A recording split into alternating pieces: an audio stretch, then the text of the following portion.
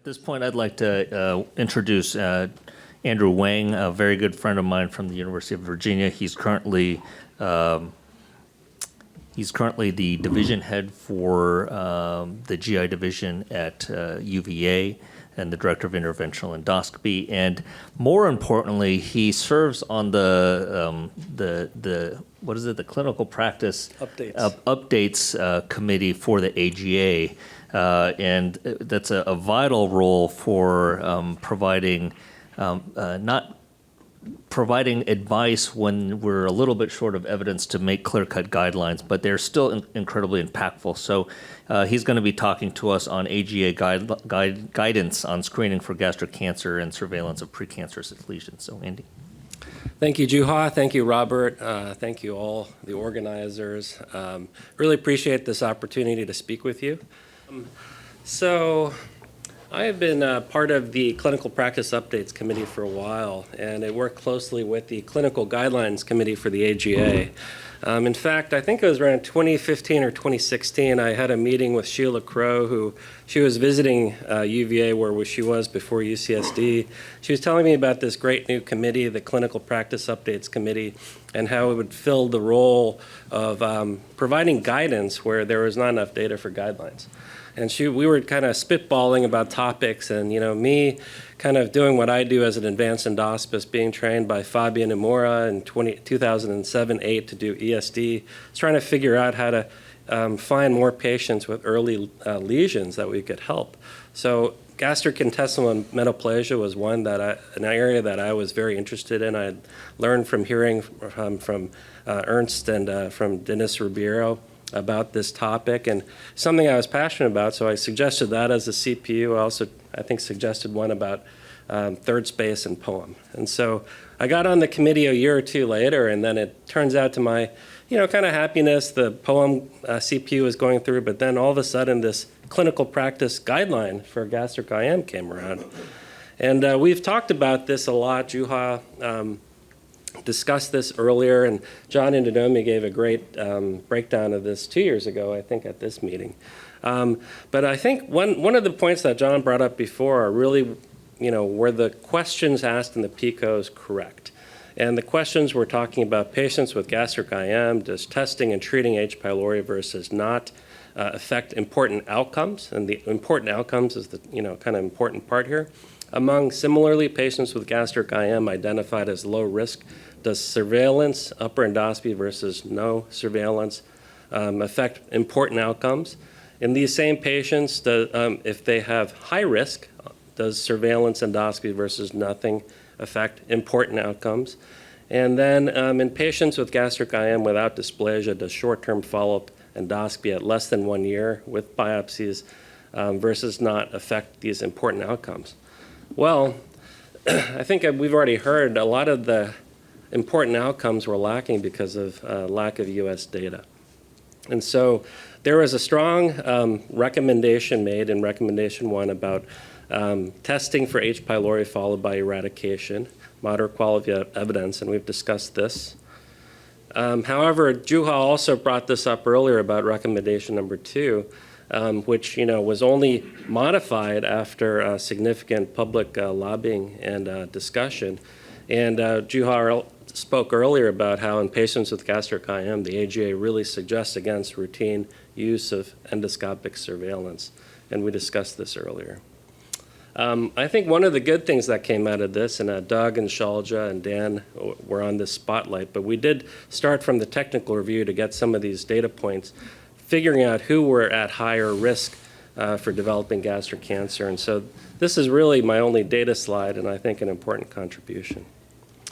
So Recommendation number 3, the AGA also suggested against short interval repeat endoscopy for the purpose of risk stratification. And these are all conditional recommendations, very low quality of evidence. And so we saw this earlier, and really, when you're talking about these grade framework guidelines, implications of a conditional recommendation, I think as a patient who would fall into some of these demographic categories, I'm not sure a majority of individuals would want the suggested course of action. But it is clear from these guidelines that policymaking would require substantial debate, and I think it's led to that. So in the discussion, the AGA suggested against routine short interval repeat endoscopy and longitudinal surveillance. And, was it a problem with the PICOs? Perhaps. Was it a problem with the timing of the guideline? I think so. And being in California wine country, I was just reminded of this classic Took commercial. Beethoven 4 years to write that symphony. Some things can't be rushed. Good music and good wine. Paul Masson's Emerald Dry. A delicious white wine. Paul Masson wines taste so good because they're made with such care. What Paul Masson himself said nearly a century ago is still true today. We will sell no wine before it's time. So like Orson Welles says, a guideline should be balanced. It should be created with great care. Like a fine wine, we should write no guideline before it's time. So that's where we come into the AGA clinical practice updates. And as being someone who had served on the committee for 3 years, become a vice chair and a chair, I think it's important to explain the significance of these documents. As Joo Ha had alluded to, and John was actually our first liaison when AGA governing board liaison when I was on the committee. Andy Chan was our most recent one. Lin Chang was in between. But these important documents fill a role for the AGA in terms of communicating topics of high clinical interest, but where there's not really enough evidence to support a guideline. And so just to kind of show you the importance of these documents, if you look at two great journals, Gastro and CGH, the CPUs, at least recently, have helped to bolster the impact factor. So these are highly rated, highly cited documents. We do make the important caveat, they're not guidelines, so we don't recommend. These are expert reviews based on evidence to try to close the gap in terms of knowledge in areas where there is one. So I was going to go through a couple of the things that we in the AGA have been doing to try to bridge this area, which I think the guidelines really were great in that they highlighted an area where there was insufficient evidence, where we needed more research, and there are RFPs, there are awards that have come out, and so I think that's been very helpful. So this was an AGA CPU that we published in 2019 with Peter Dragunov leading, talking about ESD in the United States. And then this is an important one that Ernst just highlighted, but Shalja put out before this AGA clinical practice update on the management of refractory H. pylori infection. And followed by this one that Shalja, Blanca, Ernst, and Dan were a part of, a very important CPU talking about the diagnosis and management of atrophic gastritis. And in this, I'll highlight a few of the best practice advice points. Number 2, providers should be aware that the presence of intestinal metaplasia on gastric histology almost invariably implies the diagnosis of atrophic gastritis. There should be a coordinated effort between gastroenterologists and pathologists to improve the consistency of documenting the extent and severity of atrophic gastritis, particularly if marked atrophy is present. Best practice advice number 7, the optimal endoscopic surveillance interval for patients with atrophic gastritis is not well identified and should be decided based on individual risk. So kind of to fast forward, actually, we've been talking a lot about the importance of high-quality endoscopy, and this is a document just published in CGH recently that Shalja also oversaw, and it talks about the high-quality upper endoscopy. And the best practice advice points talk about 1, adequate visualization of the upper GI mucosa, as Fabian was describing, using high-definition white light systems for upper endoscopy instead of standard definition white light. Image-enhanced technology should be used, as we've talked about. Endoscopists should spend sufficient time carefully inspecting the foregut mucosa on antegrade and retroflex views. And if you remember, there was a study out of Singapore actually showing that it doesn't take 20 minutes. I think after 6 minutes, you can really actually separate high detector from low detector endoscopists in terms of finding dysplasia. Endoscopists should document any abnormalities noted on upper endoscopy using established classifications and standard terminology. And biopsy should be performed for evaluation and management of foregut conditions using standard protocols. So then in 2021, shortly after, Joo Ha actually wrote the stomach section for this CPU talking about surveillance after ESD, which is another area that needs research. And we basically put forward a lot of the data that was accrued from our Asian colleagues talking about what was a curative resection for ESD to reduce the risk of lymph node metastases. And we suggested some surveillance intervals for certain dysplastic lesions and cancers.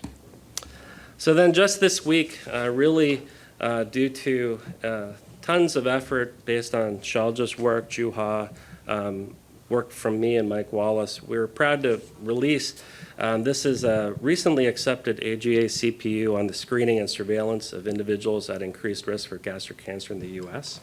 Friday. Yeah. And it's a lot of it's still embargoed, but I have permission. I have the editor-in-chief of Gastro in here, so I got permission to release some of this. But the BPAs, I think, are important. This is a AGA-branded document that we can go out to our trainees. We can actually, they're used by payers. They're not guidelines, but payers look at these as where the field is moving. And so BPA number 1, there are identifiable high-risk groups in the U.S. who should be considered for gastric cancer screening. That's important. I think that's probably the first of its kind statement coming out in the U.S. BPA number 2, endoscopy is the best test for screening or surveillance in individuals at increased risk for gastric cancer. Equally important. Number 3, high quality upper endoscopy is stressed, and this is really going back to the CPU that I just talked about. BPA number 4, H. pylori eradication is essential and serves as an adjunct to endoscopic screening and surveillance. I think the adjunct part is very important. You know, it's not by itself, we think, sufficient, but it's an adjunct to careful endoscopy in high-risk patients. Number 5, individuals with suspected gastric atrophy with or without IM, gastric biopsies should be obtained according to a systematic protocol, and we've talked about how to wed endoscopic evaluation with the Sydney protocol. BPA number 6, gastric IM and dysplasia are endoscopically detectable. As we had talked about, this is something we can find now. However, there is an unmet need for improved training, especially in the United States. And I think that's something that we can focus our attention on to educate those in practice and those training to find these lesions. BPA number 7, endoscopists should work with their local pathologist to achieve consensus for consistent documentation of histologic risk stratification parameters. I kind of feel like, in my own opinion, AI might be something that will help the pathologist limit the amount of time they use in some of these classifications like Olga and Old Jim. BPA number 8, index screening endoscopy performed in an individual at increased risk does not identify atrophy, GIM, or neoplasia, then the decision to continue screening should be based on that individual's risk factors and preferences. So shared decision making. BPA number 9, individuals with severe atrophic gastritis or multifocal incomplete gastric IM are likely to benefit from endoscopic surveillance. So I think this is a very important statement. BPA number 10, all dysplasia should be confirmed by an experienced GI pathologist, and clinicians should refer patients with visible or non-visible dysplasia to an endoscopist or center with expertise in the diagnosis and treatment of gastric neoplasia. Number 11, individuals suspected high-grade dysplasia or early gastric cancer should undergo ESD, preferentially with the goal of unblock R0 resection, as Dr. Yahagi so elegantly described earlier. Number 12, history of successfully resected gastric dysplasia or cancer. Suggested surveillance intervals exist, but as we all know, data are needed to refine the recommendations. BPA number 13 talks about carcinoids, which we won't delve into too much, but are important as we survey the stomach in patients with atrophic and autoimmune gastritis. Number 14, only individuals who are fit for endoscopic or potentially surgical treatment should be screened for gastric cancer and continued surveillance of premalignant lesions. That's just common sense. And I think number 5, it really hits home to why we're here and what we're trying to achieve. To achieve health equity, a personalized approach should be taken to assess an individual's risk for gastric cancer to determine if screening and surveillance should be pursued. In conjunction, modifiable risk factors for GC should be distinctly addressed, as most of these risk factors disproportionately impact patients at high risk for gastric cancer and represent healthcare disparities.